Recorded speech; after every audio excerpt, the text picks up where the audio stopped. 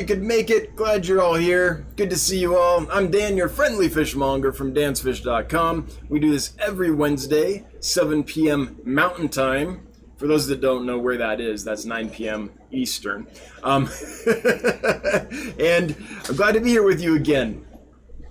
I wish I had different news, but I'm still waiting on this order. I'll give you the details of that, tell you how shipping went, and then we'll get to your questions and comments. I did remember to go to live chat today to start, and that's because I've got someone here with me. You might recognize him. Hello. Maybe not, he's got a beard now. Yeah. Anyway, that's my partner in crime, Jonathan.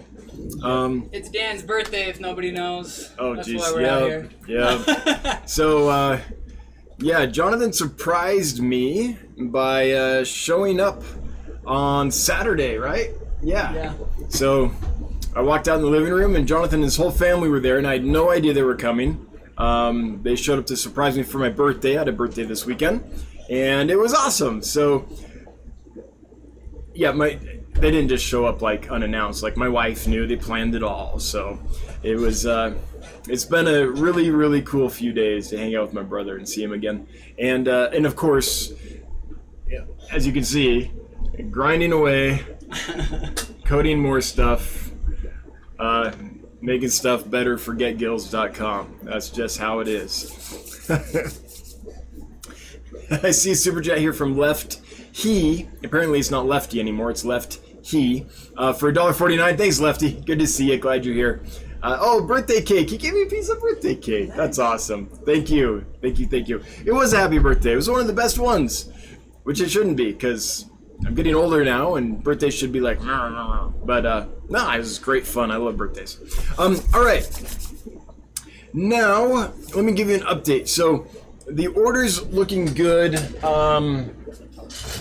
It has some amazing stuff on it. I'm not going to go through the entire list just because there's 66 items on here that I think are definitely coming. I'll tell you the betas. That's pretty exciting. There's beta cochina, beta forshi, beta picta, more beta dimidiata, and then beta rootlins, the green form from Thailand.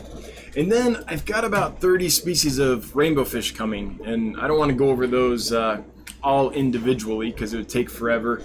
And a lot of them aren't fish that have scientific names or anything yet, so they can be a little harder to find descriptions of. But I'm excited about that. It looks like it is really, really for true and for, actually going to happen. And the supplier's all confirmed. Everything's confirmed. The only thing I'm waiting on is the cargo agent. So I'm like sitting here basically on call. So I could get a call in a minute, or they could let me know in a week that it's ready. So we'd planned for Thursday, tomorrow. But since I haven't heard yet, I kind of doubt it'll come tomorrow. But I'm hoping maybe Friday, maybe next week, maybe it could be any time, which is horrible. I'm so excited about this. And I'm like a kid at Christmas, but they haven't announced exactly when Christmas is. It's coming. Christmas will be here soon. We'll tell you when. That's kind of what it's like. So I'm just sitting here waiting for Christmas. And, yep. So it looks like it's going to happen, but just got one more confirmation to go. And then hopefully I'll go get it and everything will be good. So it's making planning things a little hard. So if you're in Denver, I'd love to come see you. But I don't know. They might call and say, like, it's going to be there and you got to go now, or they could say it's going to be here in 3 days. I don't know how much notice I'll have, so I'll do the best I can. But yeah, I'm basically just on call. So the other thing about that is it's making shipping a little funky because I don't know how to commit in advance. So I am committing to shipping out orders again on Monday of next week. Of course, if they call and say it's coming Monday, I'll have to email everyone and say, like, I'm sorry, it'll have to wait. I don't control that part of it, but that's what I'm planning on doing. I shipped out a bunch of fish yesterday, but I haven't shipped out any today, and I'm not planning on shipping any tomorrow just because I'm expecting that call, and so I didn't want to commit to people and then have it not happen. So, because I thought it would be this week. I still hope it's this week. But anyway, that's what's going on. Wait, the mono audio makes me want to cry, man? Yeah, it's only one ear was getting any sound. Oh, got it. Audio's fine though, right? I'm not Darth Vader anymore, or again. One ear though. Okay. Well, let me try this. No, I've got it set to 2-track on my. I don't know why. I've got the speaker set to. It must be on your end, I guess. Well, I had it too. Oh, you had it too on yours? I have no idea. Same settings and everything as last time. Left speaker only. So that's got to be my settings, right? Huh. Okay. I guess we'll muddle through with left speaker only for now. That's weird. It's weird. Only have sound in one ear, says Candy. Yeah, everybody. Is that me or is that YouTube? I literally haven't changed any settings. Well, I don't think I'm gonna dig in and try to troubleshoot that problem right now, because that'd be, it could take me an hour or half a day or something to find that. So we're just gonna keep going. All right. Anyway, that's the report on what's coming in, and I'm just sitting here on pins and needles waiting for it. Now, as far as the shipping report, it's not as good as I would like it. It's not horrible. It's not as good as I'd like it. We had one guppy that made the trip, but then passed away a day after it arrived. So that's not good. And then, wait, was there another one? Yes. And then there was a Luminatus that didn't make it for someone. So one DOA, that was a Pseudomuga luminatus, and one Panda Guppy that didn't make it. The Luminatus, that was an extra anyway. I'd sent that customer an extra. So they got what they ordered, but just the extra didn't make it, which still a bummer. I still count that as a loss. But so 2 out of a ton, we actually have a video. We did a vlog style video of that whole packing weekend, basically. So you guys will get an idea for the volume that we were doing. So that means that the percentage is still good, but it's still a bummer that 2 didn't make it. But everyone else, as far as I know, has made it, and I'm thrilled to report that. So last week I talked to you guys asking about if you had trouble with certain fish, because one of my customers that I sent them to had lost some fish in more than usual. I think 5 species he had trouble with. So I was trying to figure out if I had a problem in my tanks, or if there was something that had happened on the customer's end or whatever. I'm happy to report that I reshipped, and as of earlier today, they're all still doing great. So he's had them for several days now, and everyone seems to be doing good. So I think the problem's fixed. I changed one thing on my end, which is I sent the Roseline barbs, the Denisoni, in a little bit larger bag, just so that might be a little less stressful for them. And then the customer did a few things on his end, which was did plop and drop instead of drip acclimation, and put them in a different tank that didn't have any fish already existing in the tank that could possibly have introduced something. So somehow between me doing what I did and he doing what he did, we solved the problem. Everything's good. So that's a happy ending. I was when I emailed him to ask, I was a little worried, because if he had said, "Hey, this shipment didn't do well either," I'd be like, "Oh man, maybe I have a problem." But looks like everything's okay. So that's awesome. That's about. Well, I'll give you an update on Get Gills too. So Jonathan's been working a ton on server configurations, trying to get everything updated so that. How do I explain this? I don't know enough about the software world to do this, but basically, if you let things go too long without updating, they start to break. Things go obsolete and out of date, and systems stop talking to other systems, and the whole thing gradually kind of crumbles. It's like if you were still trying to run Windows XP, and Microsoft had stopped supporting Windows XP, And anyone that did that, it's like after a while it gets very untenable. That's the kind of thing that would happen. So been working really hard to make that happen. We thought that we had kind of got that done more or less, but then ran into a problem, a problem, and had to redo some things, so it took longer. But I'm happy to say that we released that on Monday, and it appears that everything's still up and running just fine at getgills.com. So anyone that has a store there, if you noticed a little blip of no service for a little while on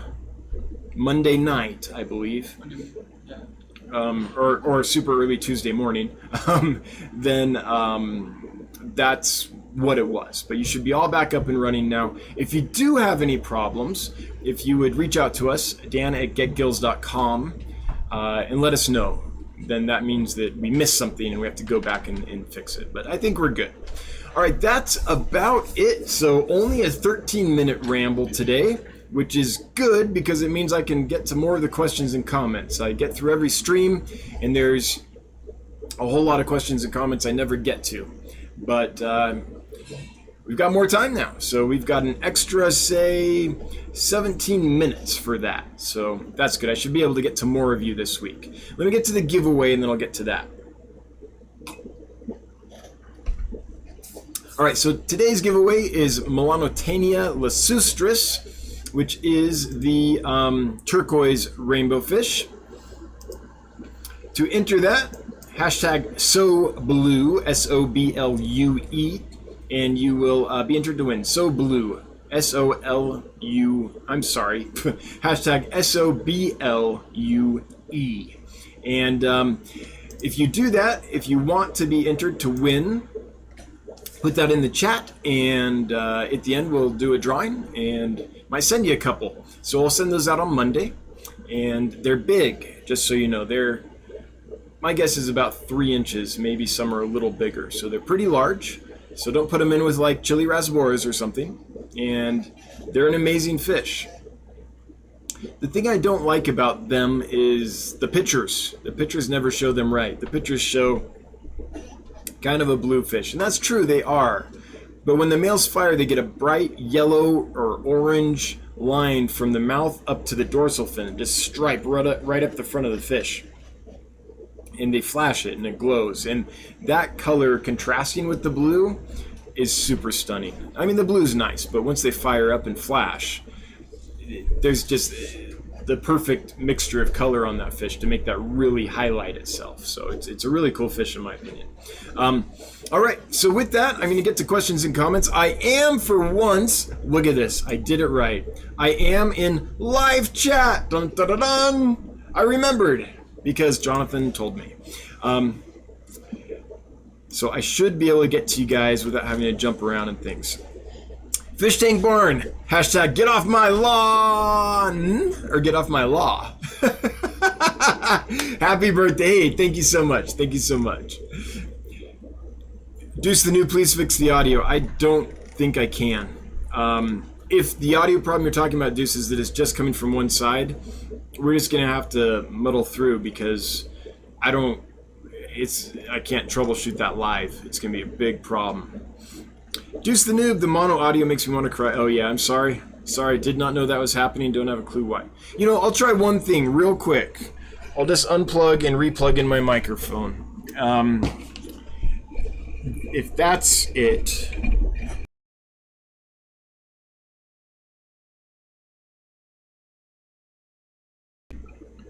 Hang on real quick. I think we're back. Hopefully that fixed things. Let me know. Let me know. Actually, I'm going to scroll down to see if it did. If you could leave a comment, I'm looking for it to see if that's any better. But I'm not expecting that to fix it, but we'll see. We'll see. Any better? Oh, and you know what? I didn't mute the mic when I did that. I'm sorry. It's the same audio. Yeah. In that case, we're going to have to wait, guys, until I'm done streaming so I can dig into settings and see what's going on. Okay, sounds fine to left he. Well, that's good. Dan's Aquarium, hi Dan's. I haven't forgot you. I swear, I haven't. I know. I know. I know. It's bad. Rockford Fish Keeping. 1 or 2 speakers don't matter. At least we can hear you, and that's all that matters. Well, thanks, Rockford. I like your attitude, man. I like it. But I also appreciate it when people tell me when things aren't working, so I know to be aware of it. Okay.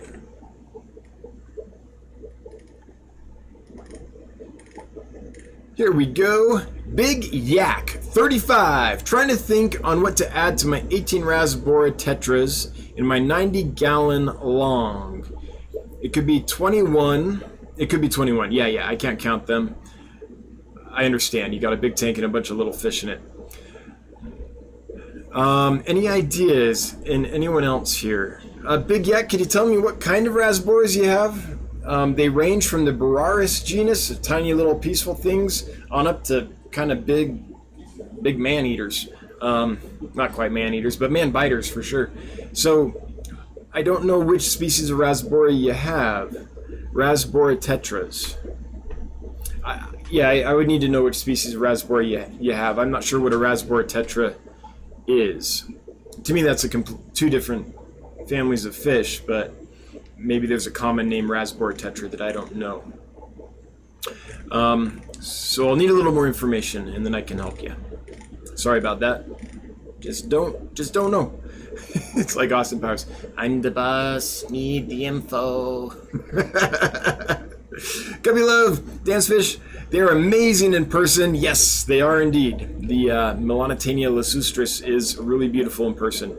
There's so many fish like that the pictures and videos, it's like, yeah. And then you see them in person, it's like, whoa.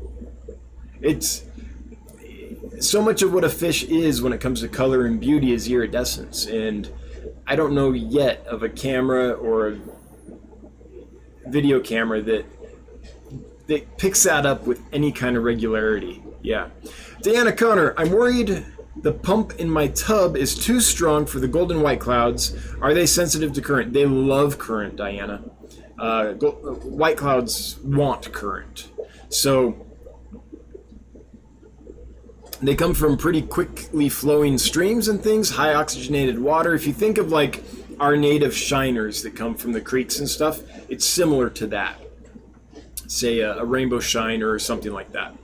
Now that being said, what you want to do is if you give them a strong current, that's great. But you want to put a few like big rocks or something in there that kind of break the current. So they'll go up in the current and they'll swim, and then if they want a little break, they'll go down behind the rock or whatever it is, whatever decoration you choose, that blocks the current, and they'll kind of hang out there for a bit. And then they'll go back up.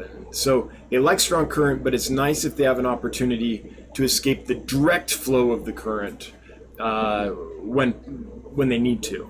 So that's what I would suggest with that. But I think strong current's good.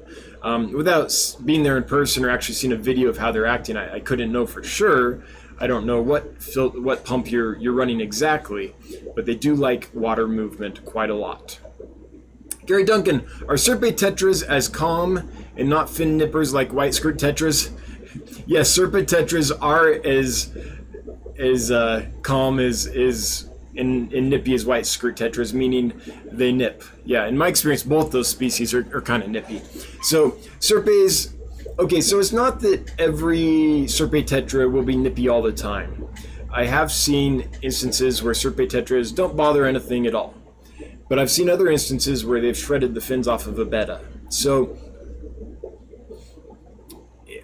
I don't know all the factors that determine whether they will be like that or not. But I personally would not put anything in them with long fins. I'm thinking like a half moon betta or the guppies that, big long delta tail guppies or something like that. That could be an issue. So they are a little bit nippy. At times, yes. In my experience, so are white skirt tetras. Serpes maybe a little bit more. Okay, hang on. It jumped on me, so I'm getting back to it. Here we are. W. Marion, any breeding projects going on purpose or accidentally? The audio's hissing a little. Oh, sorry. Did my best with the audio. Kind of. I've got some steel blue epistogramma that I'm raising up. I have 2 batches. One's teeny tiny. They're pretty young. The other is getting big enough that I'm about to list them for sale. They're eating pellets and stuff at this point, the bigger ones. But that's, I've just got some in here, and every now and then they breed and babies show up, and so I collect them sometimes. I have some Cobra Endlers I'm raising up, some of my favorite platy ever, which are the neon yellow calico platies that I'm raising up. Some other library stuff like that. Limia nigra fasciata. Then what else am I raising? That's really it. It's just kind of stuff will spawn every now and then. I'll see babies and I'll collect them. I did breed Celebes rainbows accidentally, so I've got some of those. I don't know how much I'll grow them up though. The same with Daisy's rice fish, the Wawari, or Waware, I guess. I've got some of those too. So I do have some things happening. The Beta dimidiata are breeding constantly. I actually had to remove the males from the females so they could get a bite to eat and recover, because otherwise they'll breed constantly. But I have some betas breeding as well. But nothing on purpose, besides the Santa Maria Endlers and some other stuff. But nothing really that I'm cranking out. But I do love it when I walk down and I'm like, oh, there's babies. Must have done something right. Diana Connor, thanks Dan. I have some bricks in the tub. We'll add some largest lava rocks. Cool, that should do it. The bricks might be enough. You might already be there.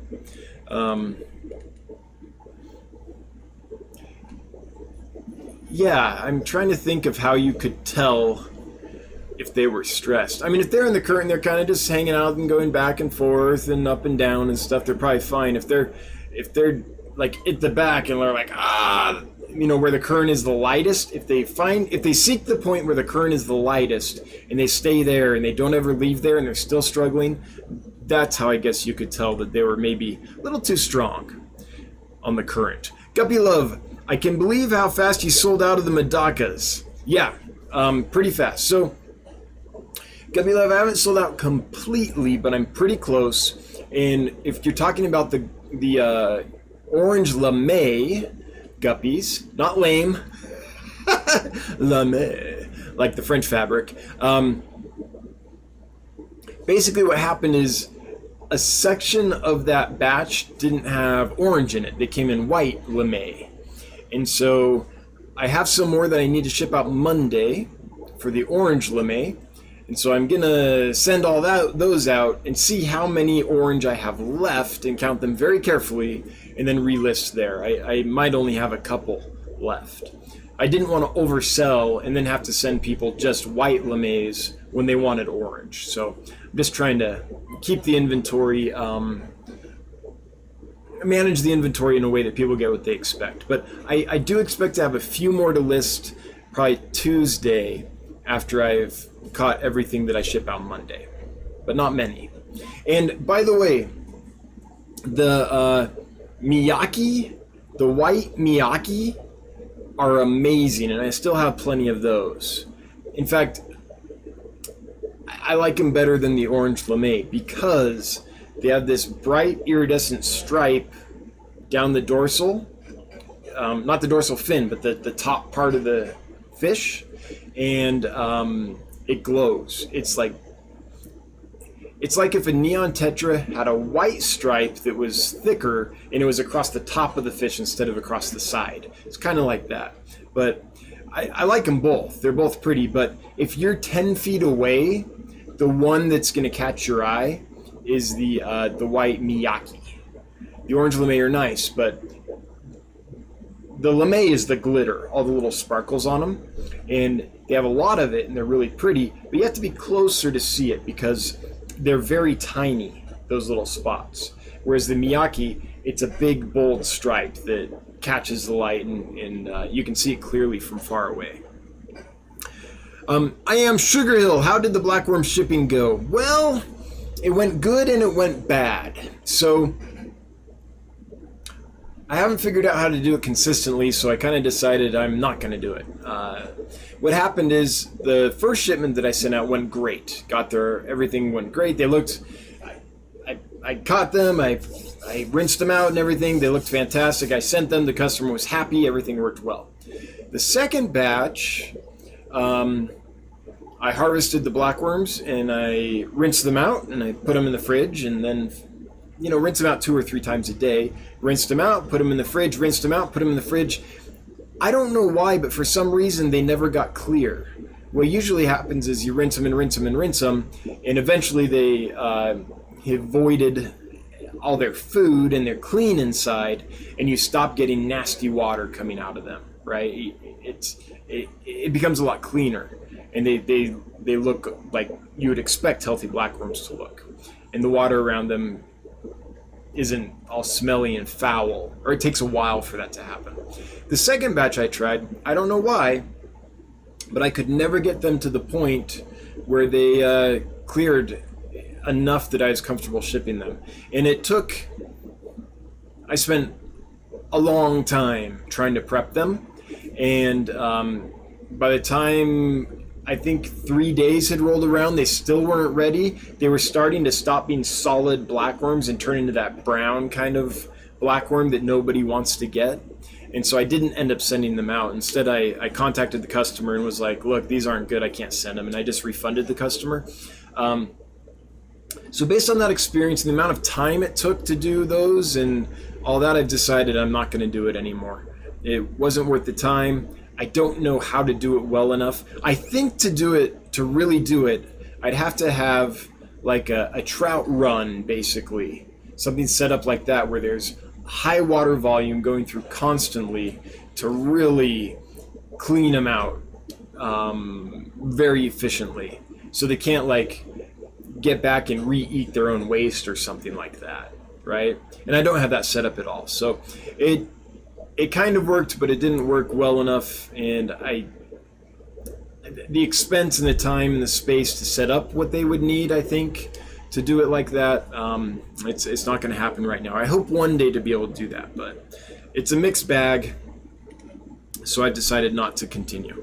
Skipper's Aquariums, I have a question. If you have a question, make sure to type @DansFish. Yes, indeed. Good to see you, Thomas. In fact, all my mods, thanks for being here. I appreciate you so much. Thanks for doing what you do.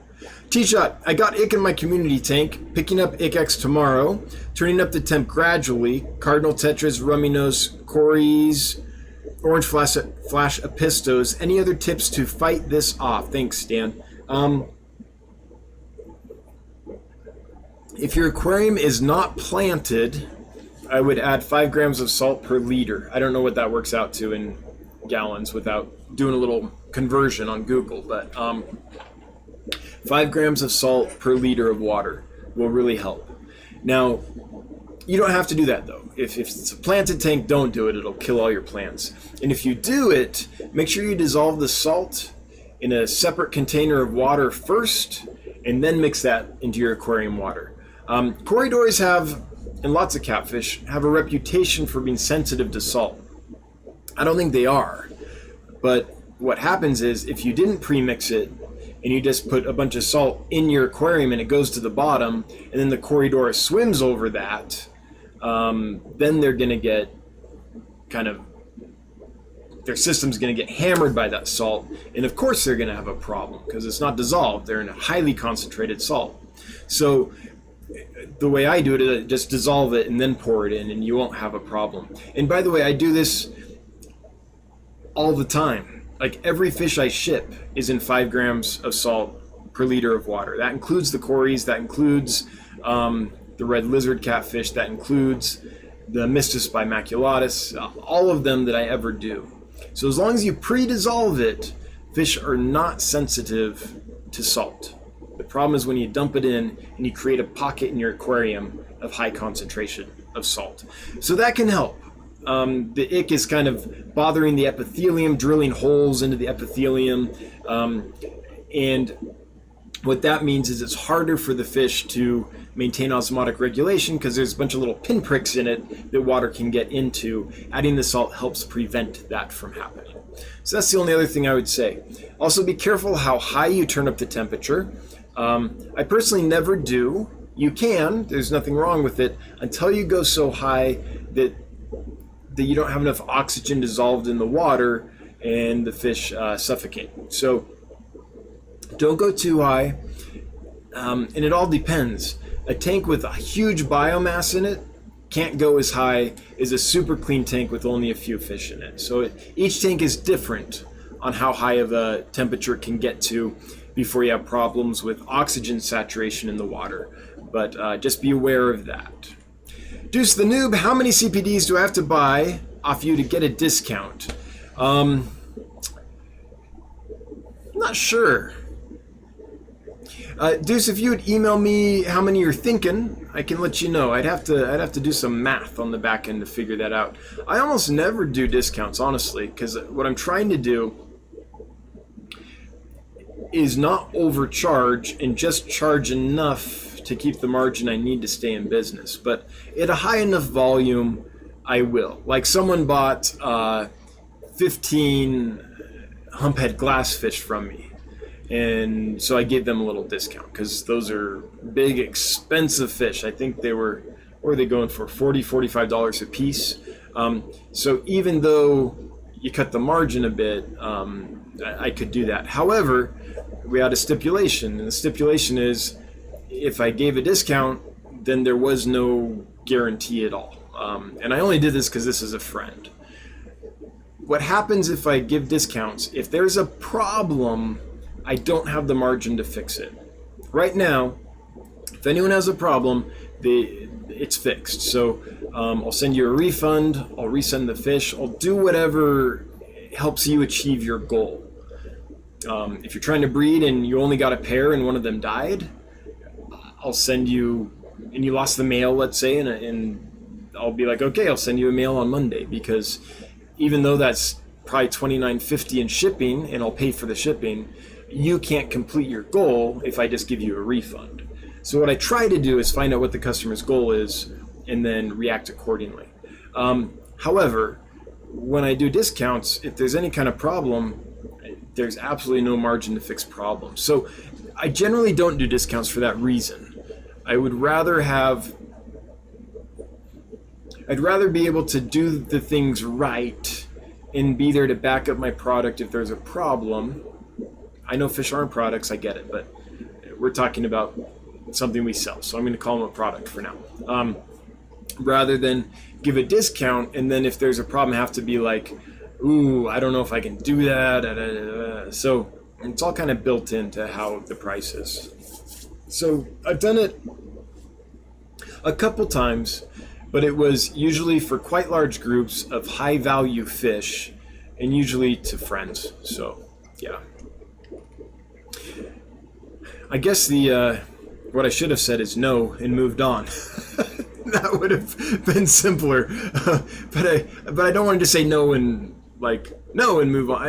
I guess it's important for me to understand, for you to understand why.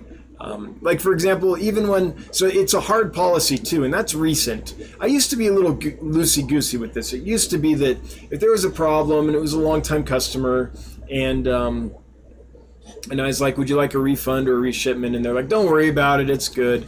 I'd be like, oh, thank you, that's very nice of you. But I've changed that recently. So now if there's a problem, even if the customer says, no, it's okay, don't worry about it, I've got tons of fish from you and this is the first one that's died or whatever, I still refund or resend. And the reason is because I'm trying to build a company. So I'm trying to make the culture of this company be such that it's customer centric.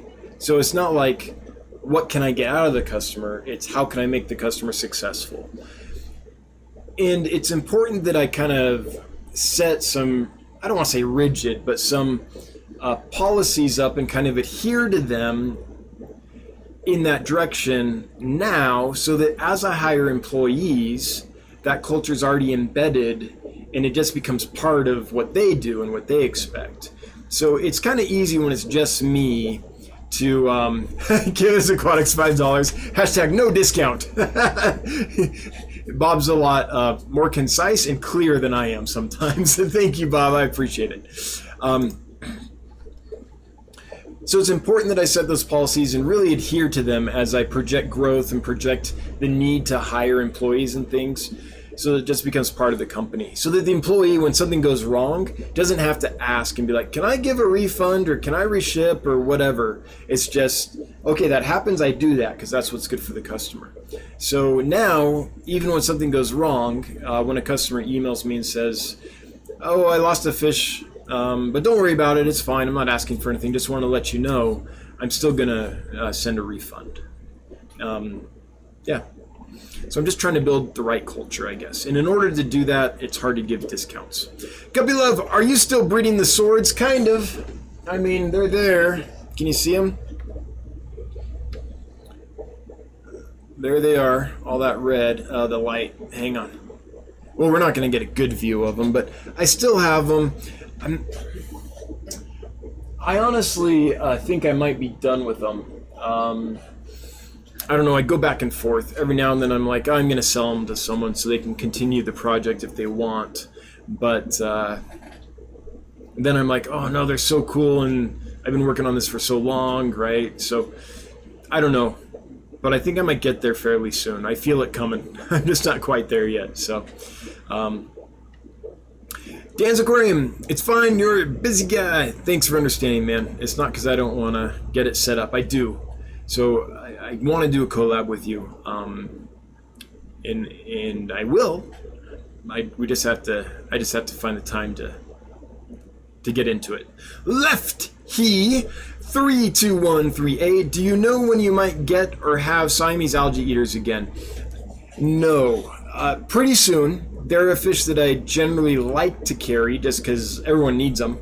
Like, they're a real useful fish, and they really help. So I like to have them because when a customer emails me and says, I've got algae issues, I can say, well, this could help, right? And they really do. They help a lot. The problem is I've got all these fish coming from this import from Indonesia that I've been working on for so long. And the whole point of this import from Indonesia is to get super rare stuff that you can't get anywhere else. Like, to really... This supplier has amazing stuff. They have common stuff too. I could probably order SAEs from them. They have like platies, and they have common stuff too. But what I'm really trying to do is, since this is an importer that also has really amazing like stuff you just can't get otherwise, I'm trying to concentrate on that on this order. So I'll get this order. I hope, and get that all settled and stuff. And then if there's tank space, I'll get more SAEs. I just shipped out the last SAEs that I had, I think yesterday. So I just ran out, and rather than restock, which I kind of would automatically be like, I better get some more, I'm holding off just a bit. So it should be soon, but it'll be a bit. Big Yak 35, thank you. They're the Harlequin Rasbors. Okay, so what can you put in a 90-gallon with Harlequin Rasbors? What would look fantastic?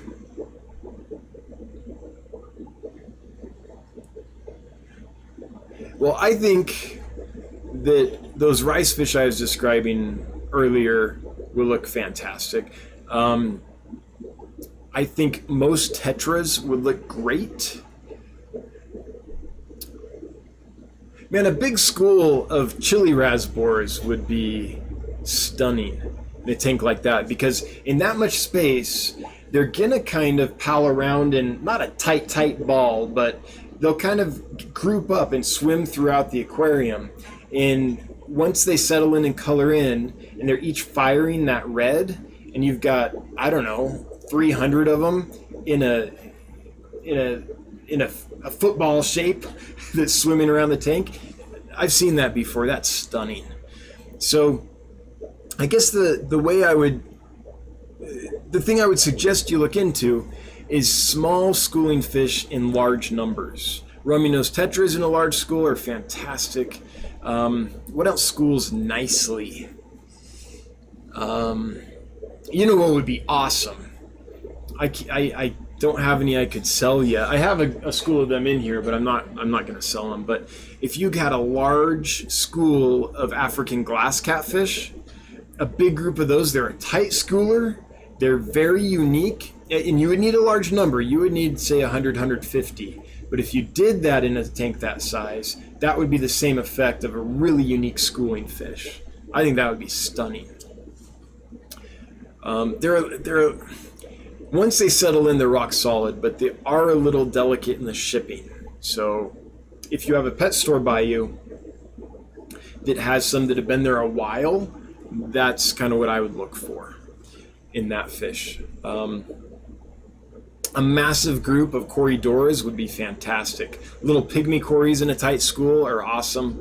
A big group of, I don't know, any corry really would be great. What else kind of has that behavior? So, or a bunch more Harlequin rasboras. Those are pretty too. So, I don't know, that's my thought. The tanks I like the best out of all of them I've ever seen are large tanks with large numbers of 1, 2, or 3 species that are small. So you have a big group of corries on the bottom, a big group of rasboras in the middle, and then a big group of half-beaks or hatchet fish or golden wonders would be a problem if you have small fish in there. But some kind of surface-dwelling fish. 3 species, that's it. Large numbers of each one, and each species is fairly small. To me, that's magic. So that's my thoughts, but that's me. There's lots of other people that are like, dude, you should get an Oscar in there, or you should get some kind of big wet pet fish. There's other people that are like, you should get a centerpiece fish, like I don't know, like a geophagus or something like that, and then some little fish around it. And those are all valid. Just for me, the centerpiece is a school in large numbers of small fish in a big tank. Rose Aquatics, I was told you wanted me on one of your live streams. Is that true? Well, I don't think I said that, but absolutely. I don't know if I've ever articulated that thought or even had it like in my consciousness, but in my subconscious, of course, Ro, of course I want you on my live stream. I don't know very well, though, how to collaborate on my live stream from a distance. I know how to get on other people's live streams because they send me a link and I click on it and I'm there, and that works great. But I don't know that. I mean, one day I'd like to get into it, but right now the thought of setting aside half a day to figure out how to set everything up so I can have a guest on, and then having them on with me in a test stream, and then having to troubleshoot and all that, I honestly can't handle it right now. My bandwidth is all taken up just with trying to get fish in, get them healthy, and ship them out. It's very busy. But Ro, I would love to. I would love to do that one day. And of course, I would love to have you on there. And Ro, if you're doing a stream and you ever want me on there, that I can do. Like, I can click a StreamYard link and appear, or a Zoom link, or get on Skype, or whatever. It's just trying to... It would be a learning curve for me to get that all set up on my end. Apparently, I can't even get a microphone to work just here in my current stream with just little old me, you know. So that tech stuff is something I just don't have the bandwidth to handle right now on my end. Big Yak 35, loving Harlequin or pork chop. I've seen them called, yes, we've been calling them Harlequin. Yes, I know which one you mean. Yeah, of course. Rockford Fish Keeping, oops, and it jumped on me, Rockford. I'm sorry, I'm going to scroll up and try to get it. If it didn't scroll up too far. It did, sorry man, it jumped on me and I cannot scroll up far enough to see that. So if you would repost it, Rockford, I'll try to get to it. But the first one I can see now is this one. This is as far up as I can go. The Aquarium Cowboy is at the very top. And the first thing for me is Joe Coffee here. What is Jonathan's favorite pleco? Oh man. There's my head. Loud. I like the albino bushy nose, I think. Of the few I know. There you go. Albino bushy nose. Man of good taste. I like them too, just because you can see them. Yeah, they show up. Speaking of plecos, I did bite the bullet. I am importing my first group of plecos. I've decided. I've talked to some people. Thanks again, Mile High Plecos, for your help with this, and TM Aquatics and some other people that are being helpful and letting me know. I'm nervous about it, and so I'm asking people questions about how to care for these things right. So I'm going to try one. It's, I believe, the L102. It's the Snowball Pleco. The reason I chose them is they seem to be pretty hardy, they don't get too big, and they aren't the most expensive. They're a hypensistrus, but they're not like, you know, $1,000 a piece or something like that. I think they sell in the $40 to $50 range, something like that. So I figured it was a good one to get my feet wet with. So I'm only ordering that one species for now, and I'll see how it goes. And it's like the Cories. I'll learn. If it goes well with them, then maybe I'll try a second species, and if that goes well, maybe I'll try a third. You know, but I don't have plans to get in plecos in a big way or anything. But I'm gonna try it. I know folks have been asking. I know. I've been listening. I'm gonna give it a whirl. Guppy Love, how do the Medaka compare to the Indian rice fish? Are the white ones listed? They're completely different species, like very different. I don't even know how to compare them. If you want to know color, the Medaka are very colorful. At least these strains. Wild Medaka look very similar to an Indian rice fish. They're both easy to breed. They're both pretty simple to sex. They're both peaceful, active little fish, pretty hardy. But as far as color goes, I would say of the commonly available rice fish we have, certain strains of the Medaka are some of the most colorful. Now there are some really neat rice fish out there that are quite colorful out in the wild and unique and have really neat markings, but we almost never see them in the hobby. And are the Medaka listed? I think the white are listed. Geez, they better be. Let me look here. Miyake, the Miyake white. Maybe I spelled that wrong. Let's do rice. I can spell rice. Yeah, there they are. Miyuki, not Miyake. Sorry, Miyuki white are listed, and Miyuki white rice fish. Okay, see if we can get a picture of these for you, what they actually look like. Kind of, I mean, you can barely see here the iridescence and see it here, but it's not really showing. You can see some here too. That doesn't do it justice in the least. You can get an idea here. You're gonna have to take my word for it, and I'm comfortable giving my word that they're amazing and glow because they are, and they do. They're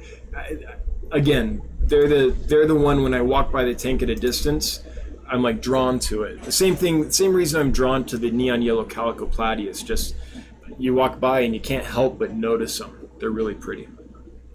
So they are listed. They're Miyuki, not Miyake. Sorry, Miyuki white. Big Yak 35. How do you send some birthday cash? I just tried. Oh, I don't know. There's a super chat function. I mean, there's no obligation, but if you want, you could always send it through PayPal. Dan@dansfish.com is my PayPal addie.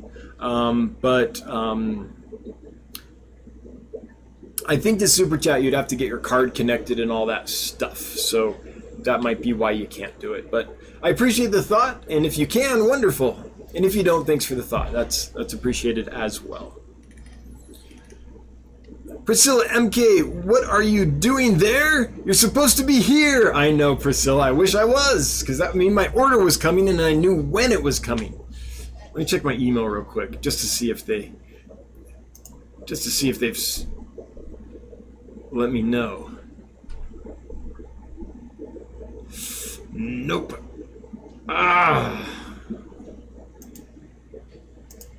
Nope.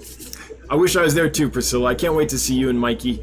I want to tour your store. I'm so happy for you that you got that management position, and I want to go see what you're doing. That's exciting. Yeah. Oh, you'll know when I know. Kayla's Aquatics hashtag still working. $5. Bob, thank you so much. Always appreciated, never required. But as you know, it makes Brenda super happy. Bob, thanks for everything you do. I appreciate you like a brother, and one day I hope to break bread with you, man, and sit down and actually spend a little time with you. Big Yak 35, you figured it out! $2! And we got the cool. It's like the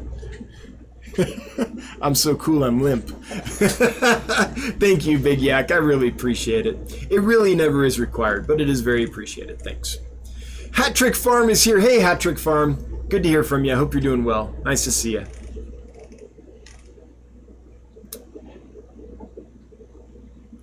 Wait, what's that? Just one more fish with Josh, throwing down $5. Thanks, Josh. I appreciate it. Crazy week. I placed a $128 fish order, and the guy sent me an envelope with a note that simply said no refunds. So you gave a guy $128 for fish, and he sent you a note in an envelope. Holy cow. Josh, please tell me that didn't happen on Get Gills. If it did, please let me know, and let me know who did that, because I don't really step in and police. Like, every vendor on Get Gills is, maintains their own store and runs it as they see fit, and the reviews is the way we kind of keep track of who's doing what. But in a case like fraud like that, I need to know, because I've got to shut something like that down. So I'm hoping it didn't happen on Get Gills, but if it did, please let me know, because that's something I have to take action on. But oh, that's horrible. So you got a $128 note. I hope they at least had good penmanship. Is it like in calligraphy, like really neat and fancy, and you can frame it? I mean, hope something. Yeah, it's hard to find this silver lining on that one. Man, I'm sorry. That's horrible. I've never heard of that. I mean, I've literally been doing this for a little over 27 years now. Like, for real. And in that time, I've heard of people talk about scams and generalities, but usually it boils down to bad customer service. I've never seen anything like that where it's an actual, like, on-purpose, fraudulent, scam. Moonstone Aquatics. Hey, Moonstone. Good to see you. Thanks for the $5. Calico platies are breeding like crazy. I know, mine are too. So beautiful. Thank you, Dansky. Tough little fish too. Super enjoyable to keep. I love them. I'm glad you like them too.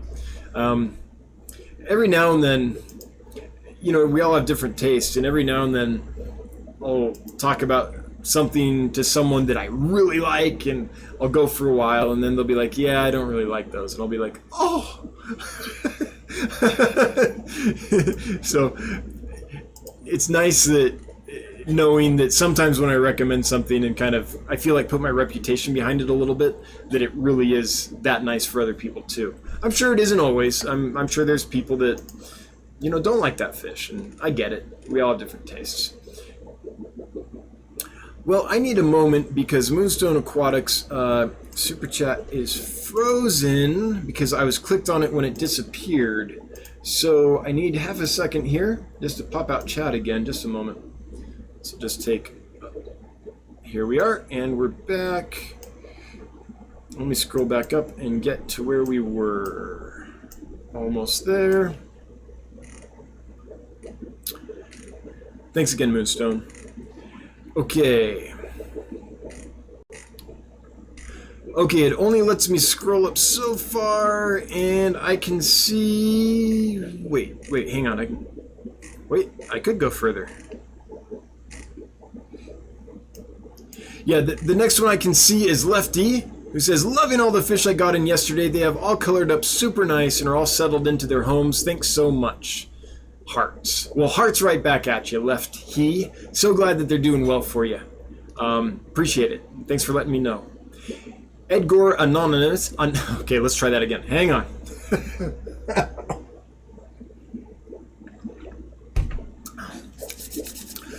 Okay. Nom, nom, nom. Okay, I'm ready. Edgar Anonymous. Oh, it's still hard to say. I have a baby Cory that has swim bladder issues. It can't swim higher than a few inches. Treating it for bacteria and fasting it. What else should I do? Well, it really depends, Edgar, on what the cause is, and that's very difficult to tell. When you say baby Cory, here's the scenario I imagine. I imagine there's a batch of Corys that are being raised up, and they get to a certain size, and you notice one has a swim bladder issue. If that's the case, it might just be a fish that has a physical deformity, that the swim bladder just did not form right, in which case there's probably nothing we can do. If, however, it's a fish that you've had and it was all normal and healthy and happy and swimming like a Cory should, and then all of a sudden it started having problems, then something changed. It could very likely be a pathogen of some sort. But knowing what it is it's kind of impossible, I think, without even a veterinarian could have a problem figuring out what it could be. But you're treating it for bacteria. So here's the best thing I could say is if it is a change that happens, so we know it's probably a pathogen or something like that, or it's a possibility that that's what it is, then whatever you're using for bacteria, try that. If there's no improvement, then you could switch to a different medicine. Try that. If there's no improvement, you could switch to a different medicine. Honestly, unfortunately, that's where we're at in this industry.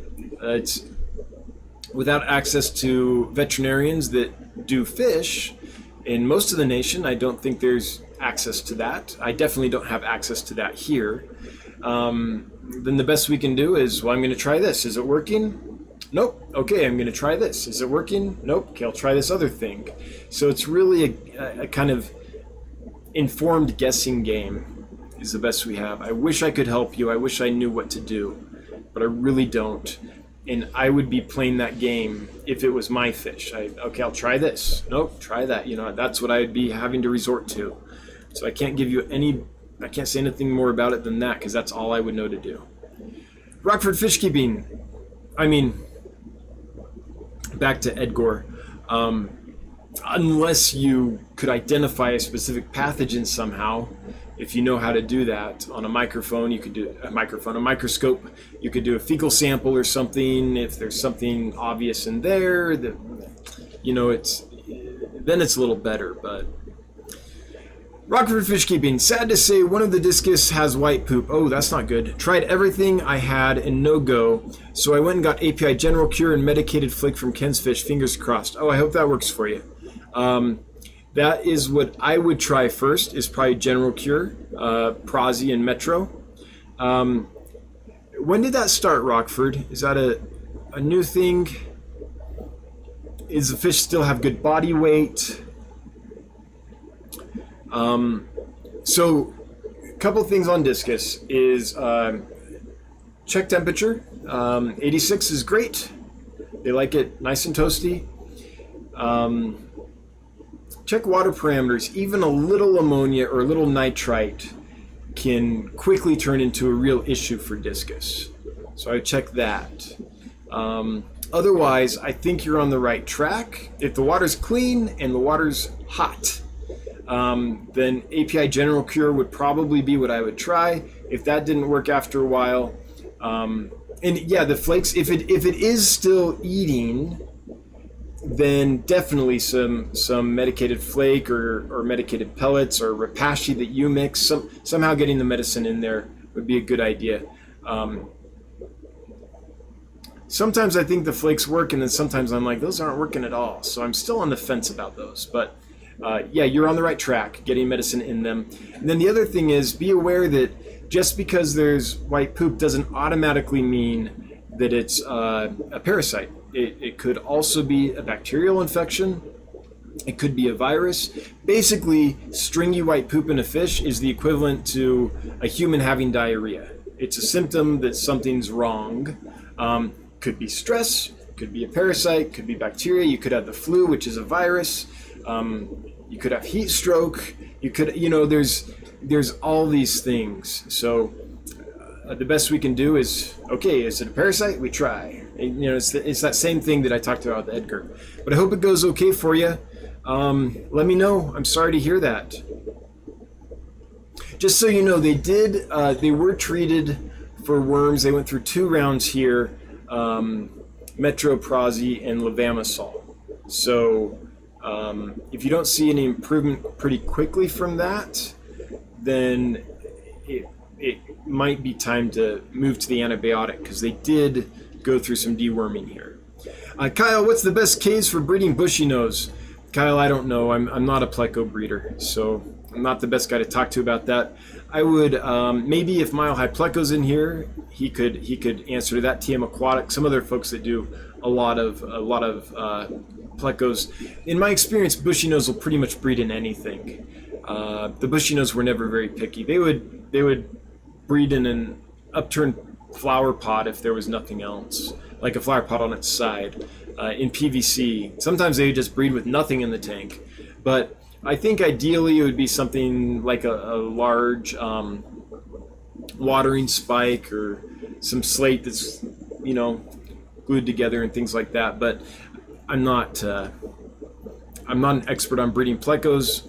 All I'll say is that whatever you put in is probably going to be okay for the bushies, because they aren't very picky from what I have experienced.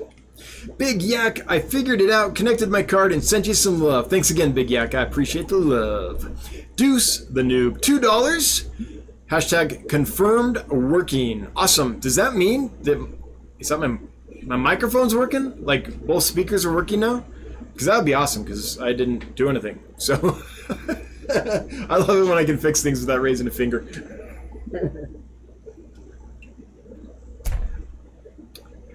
All right.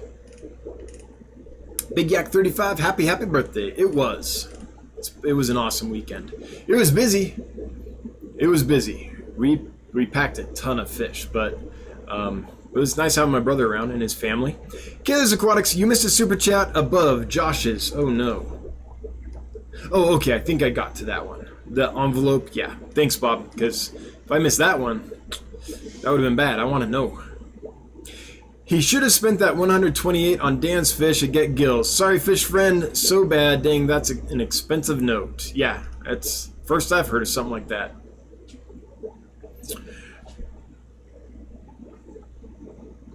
Okay, I think I'm caught up on super chats. I was just way behind in the chat. That's new. I never do that. Yeah. If I did miss yours, I'm very sorry. I didn't mean to. Oh, I did miss one here from Deuce the Noob. No explanation appreciated. I won't bother emailing. Please ignore the second question from me. I thought you skipped the first one. Okay, no worries. Thanks so much. And Chattanooga Ed, punching me in the face with a fox cat. Good to see you, Ed. I hope you're doing well. I hope life in Tennessee is wonderful. But thanks for the fox cat. One day I'll actually know what that is. But for now, it's a fox cat. And I see one more down there, and I can't really... Can I click on it? Moonstone. Okay, got that one. Just checking here. I hate to think that someone sent me money. I didn't even say thank you. Okay, I think I got him. Oh, there's a new one. Big Buck with $25. Thanks so much. I really appreciate that. That's some serious dough there. Just to help someone who is living the dream. Big Buck, thank you. I am living the dream. It's been awesome. In fact, Jonathan and I were up late last night. There's a surprise. Because we're dreaming, and we're looking at the numbers and looking at everything, and we're both kind of just sitting there being like, man, this is amazing. It really is. It's taking off. I have an amazing customer base. You guys are fantastic. And everything's growing faster than I thought it would. And so the dream's coming true. Like, I'm happy to say I'm a lot less, I wouldn't say I was nervous. Well, of course I was nervous a little bit. I mean, it's a risk, right? What I did is a risk. So I'm feeling calmer about the decision. I'm feeling like, okay, maybe that was the right decision. I know it was the right decision because I'm happy. But as far as like my family's finances and my kids getting being able to pay for college, stuff like that, stuff you have to plan for, I'm starting to feel more comfortable. Now, again, even though there's been all this growth, we aren't close to where we want to get to. So everything's rolled back into the company right now. It's all about how do we grow this thing and make it better and make it sustainable. But the trends are going in the right way.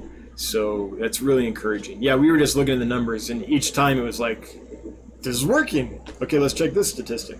Yep, it's working. Like everything's working. There's a few things we know that we need to do to get to the next level, and that's kind of what Jonathan is over there programming right now. He's coding some stuff out so we can take the next step in growing the business. So I'll be telling you guys about that hopefully fairly soon. We just have to build a couple things to make it so we can get some folks on board that are going to help us out. Okay. And thanks again. $25, very much appreciated. Okay, I think I got them all. Nope, there's one under Big Buck. I see it down here. So I see this one under, so there's Big Buck, $25. I see a blue one under it. And I'm trying to like, yeah, I'm sorry, whoever sent the blue one in, the one under Big Buck, I can't see it, but hopefully in a little bit it'll pop up so I can say thank you, because I really do appreciate it. Last Raven, what is your swordtail project? Just curious, I've been working on a leertail koi swordtail project, or lyre, depending on how you say it, but hard to find good stock. Yeah, so the swordtail project I'm working on, oops, hang on, nope, I'm in the right screen, okay, is a red cauliflower hyphen swordtail. That's what I've been working on. They're amazing. I'll never forget the first time I saw them. It was years ago. I walked into Southland Aquatics, I think, a wholesaler in Los Angeles. And they had a tank full of those, and they had another tank, or actually, there was a tank full of those, and there was a pond with koi sanki swordtails. I think I'm saying that right. Sanki? I don't know. And those red-eyed red hyphen cauliflower swords blew my mind. And they've been in the back of my mind ever since, and so when I had a chance to get some, I did. What I found, though, over the course of several orders trying to get them in and get them established, is that the stock I was getting, I could only find them from one supplier in China. And unfortunately, I had a histology done. Well, there's a veterinarian that helped me get a histology done, let's say. And they really are the ones that drove that, because they're like, I think there's some issues here. I couldn't keep them going well. They're like, yeah, there's some issues. They sent it in for histology. They had a virus, and it was a virus that's pretty virulent and cannot be treated. There's no treatment. So I had to stop buying from that supplier. Luckily, I had some babies, so I've raised up a couple batches, trying to raise them up separate from the parents and create a virus-free strain. And I think I've done the virus-free part. I'm not seeing any of the issues that I saw before, but I don't think the strain's all that robust. They're growing super, super slowly. And other people have told me this too. But how much more can I do? They're in a 125-gallon tank. They have all the algae in the world to pick on all day long. Plus, I feed them a ton. It's super clean water. And, I don't know what else to do. So I've got to the point where I'm like, I don't know how to succeed with these fish in a way that makes sense to perpetuate things. So I think I'm probably going to move on from the project. But that's what the project is. I also have some wild type swordtails, not that I bred myself, but that another hobbyist up in the Washington area bred. And so I like that kind of stuff. All right. And you're working on leertails. I hope that goes well for you. That's one where you need real patience because of the genetics, right? The gonopodium can be misshapen, so you have to do a leer till a non-leer and all that. Yeah, I hope that goes well for you. Dragon Layer, $2. That's the one that I was missing, right? Yeah, Dragon Layer. Dan, find my comment. Is this like Where's Waldo? Am I going to be looking for a striped comment? Let's see here. Find my comment. I'm looking. You couldn't just put it in the super chat, huh? Oh, Dragon Lair, I've gone up pretty far and I can't find it. There it is. Hi. Here's the comment I see from Dragon Lair. This is probably not the one he meant. Hey, Kenny. Okay, I saw it, Dragon Lair. Pittsburgh Parallettes. Received my first fish from you yesterday. All are doing great. Thanks for going above and beyond, Ed. Hey, you're welcome, Ed. I'm glad they arrived in good shape. Glad to hear it. Parallettes, huh? We used to have some canary-winged parallettes that lived right outside the animal hospital I worked for in Los Angeles. So there's a wild population there in Los Angeles. And they would feed every day in these trees we had out front that had seeds that they liked. So I think they're called canary wing, if I remember right, but they were cool. I mean, it's too bad that they're established just because they're not a native species, and that can be a problem. But every now and then you'd see different kinds of parrot flocks in Los Angeles, which was super cool, but also, yeah. Oh, wait. Lumpy Dog, 10:04 Eastern Time when this was posted. I'm only 10 minutes behind. That's pretty good. Actually, I'm further behind. It's just a... it's luck I saw that, because I was scrolling up to get back to where I was. Okay.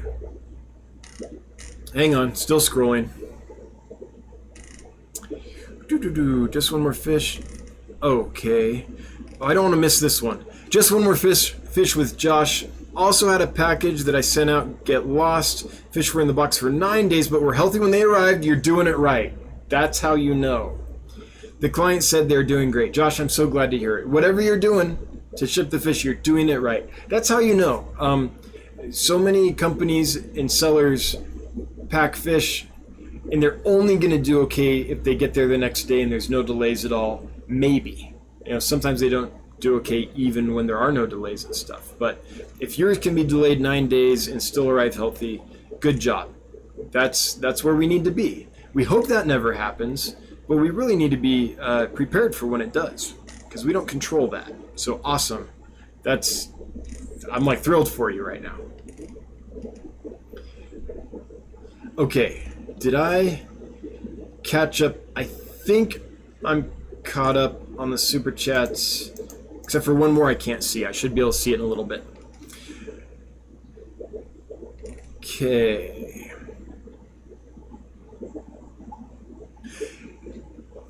Deuce the Noob, Killers Aquatics in one way back after your no discounts. Wait, I got him though, right? I think I got him, Bob. Last Raven 215. Okay, got it. Sorry. Here we are. Fish Dreams. Dance Fish is top notch. Just saying. Well, I like your just saying. No, thank you, Fish Dreams. You can just say from here on out. No, that's awesome. I appreciate it. Rockford Fish Keeping. Dance Fish is the only place I would send money and say surprise me and be happy with what I get. Hopefully. Everyone's taste is different. But thanks, Rockford. That's quite a compliment. Big Yak 35. I second that and third that. Dance Fish is top notch. Jeez, my ego is like, I feel like I'm going to float away soon. My head is growing. Thanks, guys. I appreciate it. We do work really hard here. I love working with Pistol. And the reason is yes, he's an employee. Yes, he's paid and all that. I guess an employee means like I'm paying his taxes and his health care and all that. So yes, he's contracted and yes, he's paid in things. But the reason he does it is because he's passionate about it. His reward is when I'm like, yep, no DOAs this week. We did good, buddy. Like that's what keeps us going. So it's really nice when every now and then that's noticed and acknowledged. I appreciate that, guys, because we work very hard to make that happen. And I'm sorry when it doesn't. There's always that odd case. Like 2 didn't do well this week. But out of the number of fish we send, statistically, we're doing great. Beastart, all the fish I ordered from you came in alive and well. Awesome. I'm glad to hear it, Beastart. Thanks for letting me know. Just one more fish with Josh. I was absolutely not on Get Gills. Oh, good. It was not on Get Gills that the scam happened. It was another site with no... And no, the penmanship was awful. Looked like a ransom note drawn on green marker. Oh, man, I'm sorry. I'm sorry. Well, I'm glad it wasn't Get Gills. Jonathan and I would have been like, it's been great. We're going to cut the live stream now, and we got to look into this. That's not okay. Yeah. And I know, I mean, Get Gills isn't perfect. It's pretty good. We have a pretty darn good community of sellers there, but every now and then there's someone that emails me and is like, dude, this transaction was horrible. And I get that. There's a small percentage that are going to go wrong, and I'm sorry whenever that happens. And if it does happen, the thing we all need to do is what will really help Get Gills grow and really help people be informed when they purchase there is if you leave honest feedback on every purchase you make. Good, bad, ugly. Let people know. That's the only way that people are going to know, ooh, maybe I shouldn't buy from this seller. Or maybe I can try this seller, right? And by the way, when you're considering who to purchase from there, if someone has, I don't know, a little bit of negative feedback, but they're new, and there's like 5 positive messages and 1 that didn't go well, you know, maybe that person hasn't been established as this isn't someone we should buy from yet. Like, some people are new, they're figuring it out, you know, this is a place we want to encourage people to try doing this. And people make mistakes, it happens, we're all human. But if everyone leaves feedback all the time, then very quickly we'll know if there's a bad egg there, right? If there's 10 feedback and 8 of them are negative, then we all know, right? So that's what helps us as a community. If we can just leave honest feedback, here's what happened, then we can help each other know what to do there. So that's our monitoring mechanism. Fish Dreams. What antibiotics can I get in bulk without having to buy a ton of erythromycin packs? That's getting harder and harder, Fish Dreams. It used to be that you could get from a lot of suppliers in bulk. The best place I could say to check right now would be Gemco, because they tend to supply more industry than individual like hobbyists. They'll supply like wholesalers and stuff like that with equipment. So let's try it real quick. See if we get lucky. I really like these folks. They do good. Medications. Let's see if they have erythromycin. They have a lot of stuff, and often you can get it in large quantities. Furin. Maricin. Is Maricin? Yeah, erythromycin in bulk. So you'll have to call them. They don't have the price listed. But it looks like they have it in bulk. Oh, it's powder packets, though. So they have powder packets in bulk. Oh, man, if these guys don't have it. I don't use a lot of erythromycin. So I don't go through it very fast. So I have not had to buy it in quite a while. Is there another one here?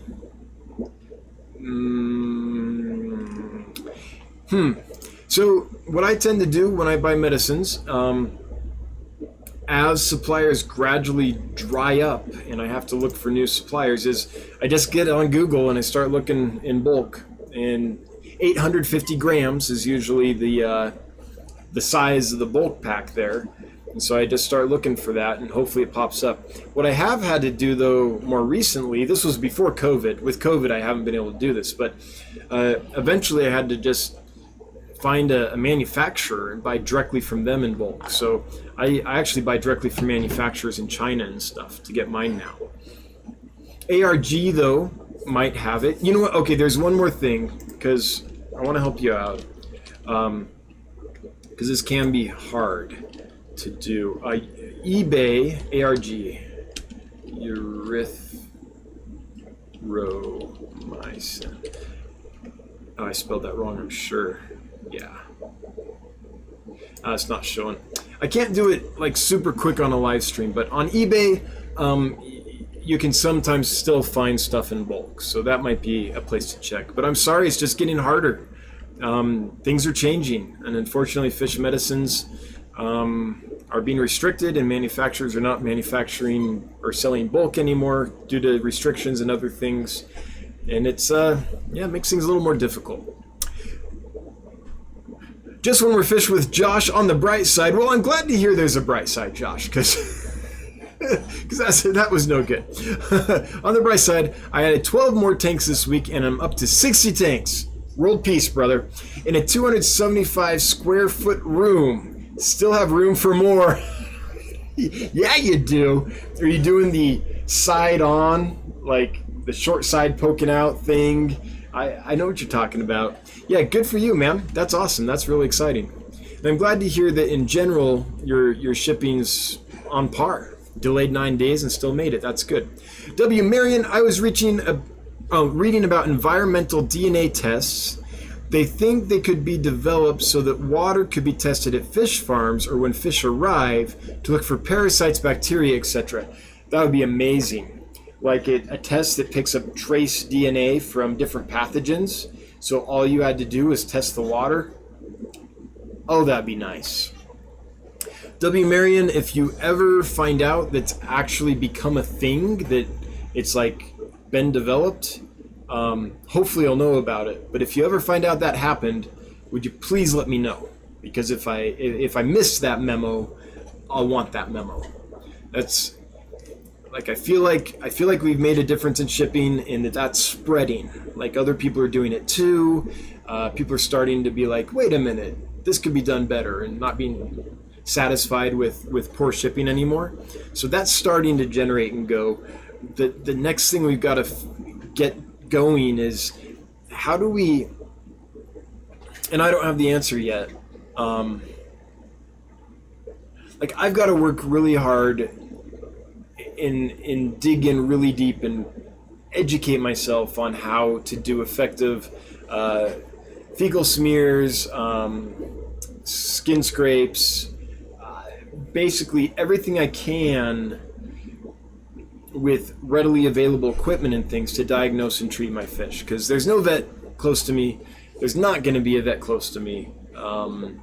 There's no industry here for a fish vet to come work in. So that's something I've just got to do. And once I do, I'll be able to like talk about it more and help other people do that too. The problem right now is it's hard because really, if you're not a veterinarian or a vet technician or something, it's hard to get that information, because it's not like you go to the vet and you're like, could you teach me how to do what you do so I don't need you, right? It's not like they're just gonna tell you how to do it. I mean, maybe some would, but it's hard to get that. So that's the next thing we got to do, though, is how can we be better about the health of our fish? And it's really difficult. Joe Coffee, regarding Edgar Steschenfinger, didn't you have a guest on not long ago that spoke of a page where specialists can help if you post, well, kind of, if you post microscopic fecal imagery, kind of, Joe Coffee. Basically, during the Aquarium Veterinarian Conference, I asked, is there a place we can go to share images of what we find under a microscope so people can help us identify the pathogen? Because the problem is, you get the slide and you see stuff, but you don't know what it is. I don't know what it is. Like, without someone who knows what it is to tell me, I'm like, well, I found something. That's all I know, right? So I asked, where can we go for help with this? And they kind of said, basically the answer was there is no great place for that, but if you go to a Facebook group, like the Aquatic Vet Association Facebook group or something like that, they said if you go there and you post it, someone might get back to you. But it wasn't a thing where it's like, the vibe I got was you might occasionally be able to post something, you'll get a response, but they specifically said that is not what the site's for, but you could try posting something there and you might get a response. It's kind of how the vibe was. So I don't know of any place specifically for that that's made for when there's a problem and you can go, here's what I found, can someone help me identify it so I can treat it? I don't think that exists. That world of medicine is kind of locked down, right? It's like like our doctors don't want us going and diagnosing ourselves and treating ourselves. Veterinarians are kind of operating under the same philosophy. It's, you know, you have to be highly trained to do this right, and so that's the philosophy. And so helping someone do something that could possibly be wrong and hurt something instead of help it is not in the game plan. So it's kind of hard to get that information. But if anyone knows a group like that, I would like to know that. I would love to find a place I can post images, because I fully plan on buying a microscope and starting to figure that stuff out. And I need help, though. I would need help to start to get a feel for what things are on the identification front of pathogens. Rockford Fish Keeping, about a week now. Took some time. Okay, the discus has had white stringy poop for about a week. Took some time to get through my normal meds. Temp is 84. Fish is eating, but not much. Other discus is fine. So are the 2 humpbacks. Okay.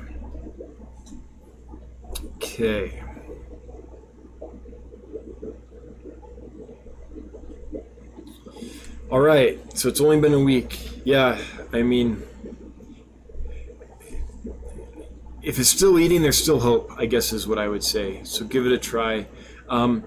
I have had it where I've had a runt discus. Not recently, this was several years ago, but every now and then you get a batch, and the one at the bottom of the pecking order would sometimes get stressed so much that its immune system would be compromised and it could develop white stringy poop.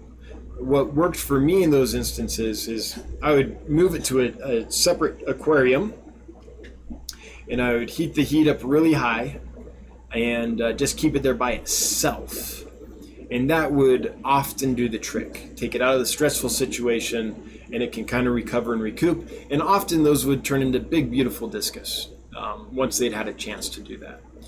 So the reason I mention that is in your setup, if you notice that the discus that has the white stringy poop is getting picked on a lot, it might not be a parasite or anything. It could be stress. They're not super aggressive, and usually 2 discus will get along fine. But if the other discus is kind of harassing it all the time, or if the humpbacks are harassing it or something, it might be as simple as moving it to another tank. Nice hot temperature, 86, 88 degrees, lots of oxygen bubbling, and some salt, just for it to de-stress. Gubby loves, try some fenbendazole. Yep, fenbendazole is a good drug. If you can find flubendazole instead, flubendazole is absorbed through the gills and the skin and actually gets inside the fish. Fenbendazole is not as readily absorbed.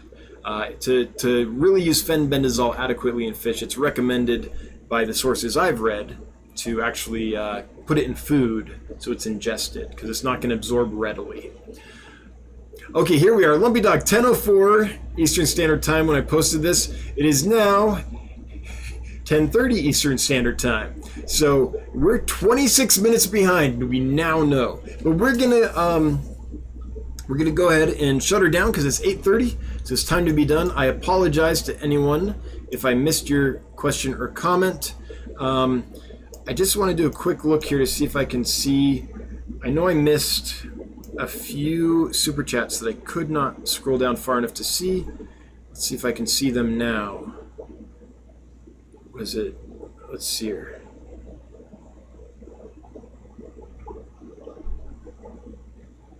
Here it is, River Life. Hey, Rack, thanks so much. River Life throwing down $2. Always appreciated, never required, but it makes the wife super happy, and I appreciate it. And then I saw another one here. Who is it? Fish Dreams, $4.99. It always cracks me up when it's like $99.99, $4.99, $9.99. Advanced Fish, I'm fighting columnaris. Ooh, I've spent over $100 in erythromycin. Okay, it's not gone. What should I do? Well, the problem is erythromycin treats gram-positive bacteria, and columnaris is gram-negative. So erythromycin is not going to be effective against columnaris if you know that's what you have. Erythromycin is the most common bacterial infection that's gram-positive that erythromycin might be good for is streptococcus. But columnaris is gram-negative.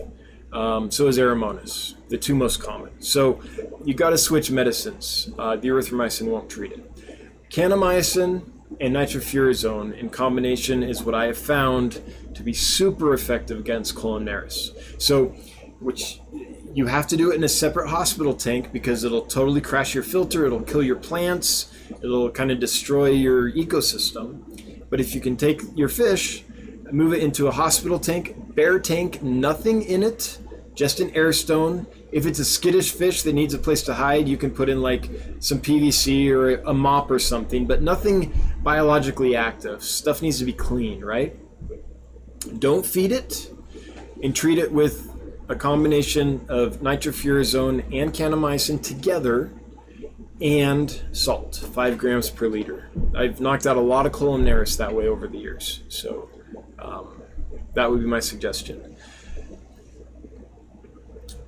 Hopefully the fish still have good body weight, and you can do, it's really hard to feed in that hospital tank in that situation. So hopefully they have good body weight still and you can do that. If not, you might have to feed them and then just do really large water changes to keep the tank clean, but feed minimally if you absolutely have to, if you're dealing with fish that are emaciated. In Fish Dreams, I hope it goes well for you. That's tricky, especially if it's been a week. It's probably progressed quite a ways since in a week's time, but I'm hoping the best for you. I hope next week you're like, hey, I tried that and things are on the mend. You know, I hope it works. And again, I'm not a veterinarian, none of that, but that's what's worked for me, and that's what I go to when I run into that problem. Okay. All right, I am going to shut her down because we're now overtime, or can't pay the mods overtime. That's expensive. Oh, the ingredients. Yeah, hang on. Let me real quick. Kanamycin. I just want to make sure I'm spelling it right. Sin sulfate. Here's one of them. Here's the kanamycin. And the other one is nitrofurazone, which is, last time I checked, they still had at Gemco. So here's the nitrofurazone. So I know we're going a little over time, but when people have sick fish and it's been a week and they need help, it's probably worth it for just a moment. And then here's Gemco's website where you can, I think, I can't look right now, we're way over, but I think there's a link to Gemco. Last time I looked, they still had nitrofurazone. If not, someone on eBay might have it. There's a product called Spectrum, I believe, by American Aquarium Pharmaceuticals or American Aquarium Products, one of the two, that you can sometimes find on eBay in a tablet that is exactly that. It's a blend of kanamycin and nitrofurazone. Okay, on to the giveaway. Sorry we're over. This is for a couple Lacustris, the turquoise rainbow fish, and I saw Bentley in there real quick because we're doing rainbow fish. Good to see you, Bentley. Here we go. The winner is Seth Gordon. Seth Gordon, you've won. If you would let us know you're here, that would be great because you have to be here to win. So you've got about a minute. You are here. Look at that. That was prompt. You weren't like up to your elbows in a fish tank. You were like there ready. Awesome, Seth. Congratulations. I appreciate you being here. Thanks for playing. And if you'd send me an email, dan@dansfish.com, by midnight tonight would be great. With your first and last name and your mailing address, I'll send those to you Monday. And congratulations, that's awesome. All right, everybody, Punchy Paints is next about 9 o'clock Mountain Time, right? And hope you have a good one. Sorry I went over, but got to help people out. And until next time, bye-bye.